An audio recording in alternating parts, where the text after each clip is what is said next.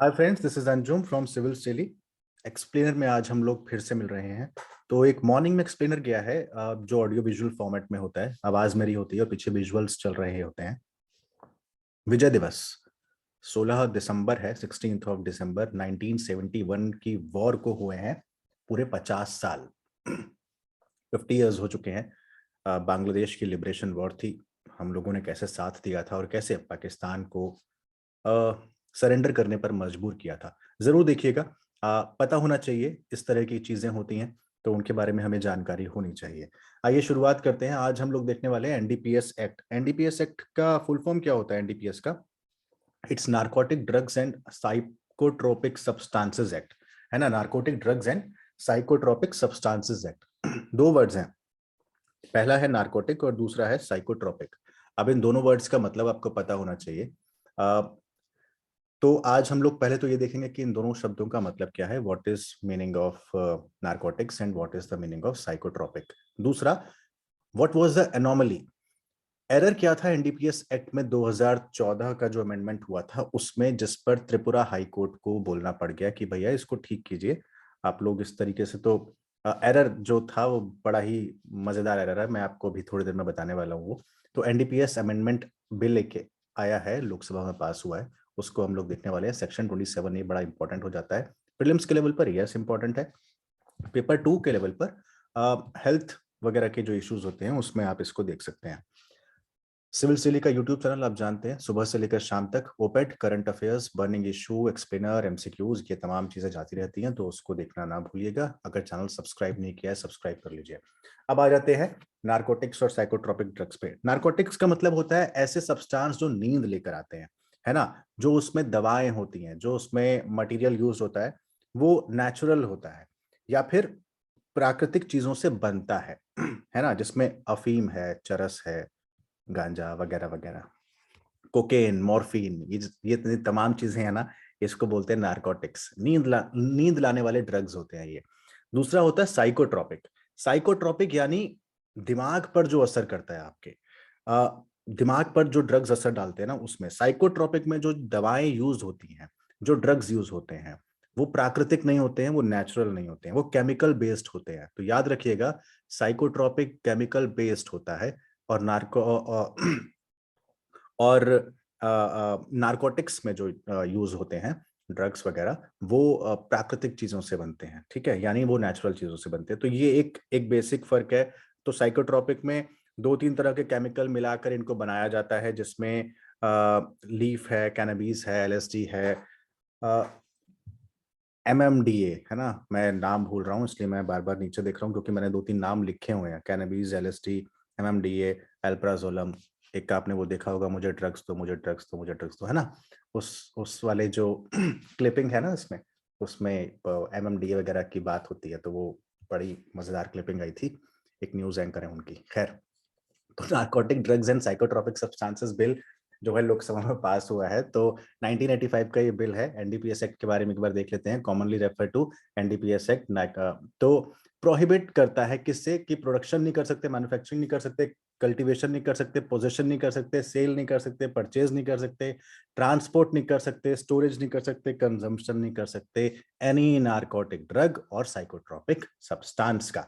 खरीद नहीं सकते, रख नहीं सकते, बेच नहीं सकते, ले जा नहीं सकते, ये नहीं कर सकते, वो नहीं कर सकते, तमाम चीजें कुछ भी नहीं कर सकते हैं। अगर रखते हो, गिल्टी फाउंड होते हो, 10 साल से लेकर 20 साल तक की सजा हो सकती है, 1 साल का, और 1 लाख रुपए का जुर्माना भी हो सकता है। नया बिल क्या बोलता है? नए बिल में दरअसल उन चीजों को ठीक किया गया है जो 2014 में खराब हो गई थी। खराब मतलब कि एक अमेंडमेंट किया गया था। इसको आप ऐसे समझिए, मैं आपको बहुत आसान भाषा में समझा रहा हूं, आपको ये सब याद रखने की जरूरत नहीं है। ऐसे समझिए, मैंने कहा कि पेज नंबर 27 पर, 27 पर उन सजाओं का प्रावधान है, वो तमाम पनिशमेंट लिखी हैं जिनके बारे में, जो क्राइम पेज नंबर 8 पे लिखे हैं। पेज नंबर 8 पे क्राइम लिखे हैं, उनकी पनिशमेंट लिखी है पेज नंबर 27 पर, ठीक है। इतनी बात समझ में आ रही है? मैंने क्या किया, पेज नंबर 8 की जो क्राइम थे उन्हें मैंने पेज नंबर 9 पे लिख दिया, और पेज नंबर 8 पे अब कुछ और लिख दिया, ठीक है। यहां तक ठीक है। पेज नंबर 8 के जो क्राइम थे वो पेज नंबर 9 पे आ गए और पेज नंबर 8 पे कुछ और आ गया। लेकिन पेज नंबर 27 पे जो पनिशमेंट थी उसमें मैंने ये नहीं लिखा कि अब ये जो पनिशमेंट है अब ये पेज नंबर 8 की जगह पेज नंबर 9 के क्राइम पे मिलेगी। मैंने लिखा ये पेज नंबर 8 के क्राइम पे मिलेंगी। मैंने वहां चेंज ही नहीं किया। अगर मैं क्राइम को पेज नंबर 8 से उठाकर पेज नंबर 9 पर डाल रहा हूं और उस क्राइम की पनिशमेंट पेज नंबर 27 पे लिखी है, तो भैया 27 पर भी तो मैं ये तय करूंगा ना, लिखूंगा ना कि पेज नंबर 8 की जगह पेज नंबर 9 के क्राइम्स को पनिशमेंट मिलेगी। लेकिन मैंने वो किया नहीं। तो पेज नंबर 27 पर जो पनिशमेंट थी वो पेज नंबर 8 के हिसाब से थी। पेज नंबर 8 पे कुछ था ही नहीं। पेज नंबर 8 पे जब है ही नहीं, 27 की पनिशमेंट आप दोगे किसे? तो 27 नंबर का जो पेज है वो इनऑपरेबल हो जाता है, वो प्रभावी नहीं रह जाता, खत्म हो जाता है। इसलिए यही केस सीधा का सीधा यहां पर हुआ है। 2014 के अमेंडमेंट से पहले क्लॉज नंबर 8A, उसमें इलिसिट ट्रैफिक के बारे में बताया गया था कि भाई ऐसे ऐसे ये इलिसिट ट्रैफिक होगा और इसकी जो पनिशमेंट है वो सेक्शन नंबर 27 में लिखी हुई है, वहां पर आपको ये मिलेगी, पेनल्टीज मिलेंगी।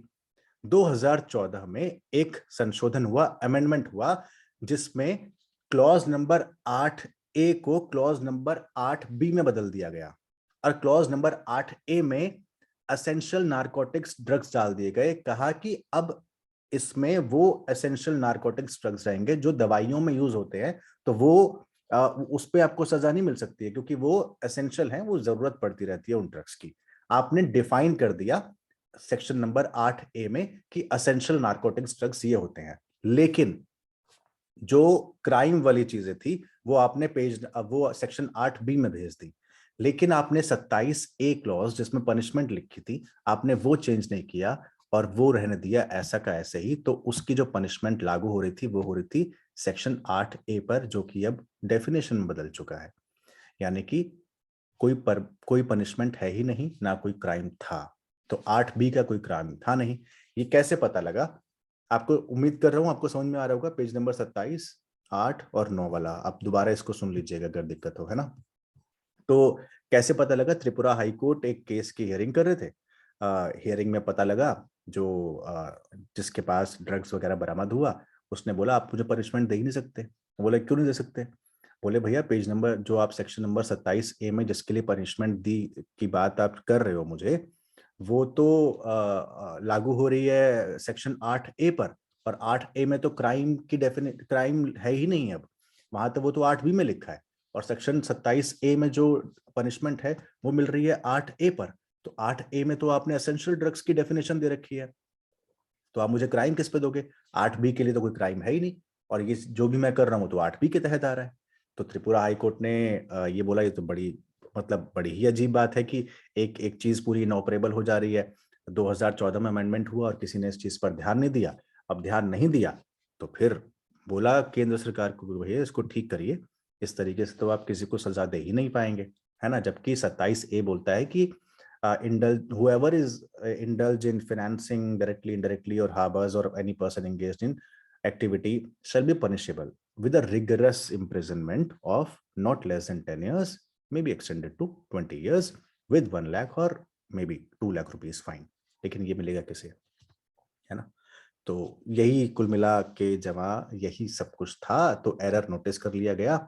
अब कंसर्न क्या है? बिल्कुल सरकार कह रही है कि ये जो बिल नया है अमेंडमेंट ये लागू होगा रेट्रोस्पेक्टिवली। रेट्रोस्पेक्टिवली मतलब 2014 से, 1 मई 2014 से। तो उस व्यक्ति को सजा मिल जाएगी जो व्यक्ति पकड़ाया है एक। तो अब 2014 से रेट्रोस्पेक्टिवली लागू होगा, तो रेट्रोस्पेक्टिवली तो कानून कॉन्स्टिट्यूशन के आर्टिकल 20 के खिलाफ जाता है, क्योंकि वो बोलता है कि no person shall be convicted for any offence except for violation of law in force at the time of commission. मैंने एक क्राइम 2014 में किया, ठीक है, उस टाइम के हिसाब से जो लॉ था आप मुझे उसी के लिए सजा दोगे ना। आप 2020-21 में बोले कि आ जाइए वापस, हम लोगों ने लॉ चेंज कर दिया, अब आपको 2014 के क्राइम के लिए सजा मिलेगी, ऐसे नहीं होता, है ना। तो इस तरीके से रेट्रोस्पेक्टिवली नहीं हो सकता, इसलिए संसद में इस पर थोड़ा सा बवाल हुआ। Now the person shall not be subjected to penalty greater than which might have been inflicted under the law. वही बात है जो मैंने आपको बोली, है ना, तो इस चीज के लिए, लेकिन अब बिल में कुछ ऐसे प्रावधान किए गए हैं और बोला गया है कि रेट्रोस्पेक्टिवली ही लागू होगा। तो ये अभी इस पर आगे क्या बात होती है ये तो नहीं पता, लेकिन लोकसभा में ये बिल पास हो चुका है। तो यही था। ये दूसरी स्लाइड आ गई, सॉरी। हाँ, तो यही था एनडीपीएस अमेंडमेंट बिल के बारे में कि 27A आपको याद रखना है कि क्या है, तो उसमें पेनल्टीज की बात की गई है।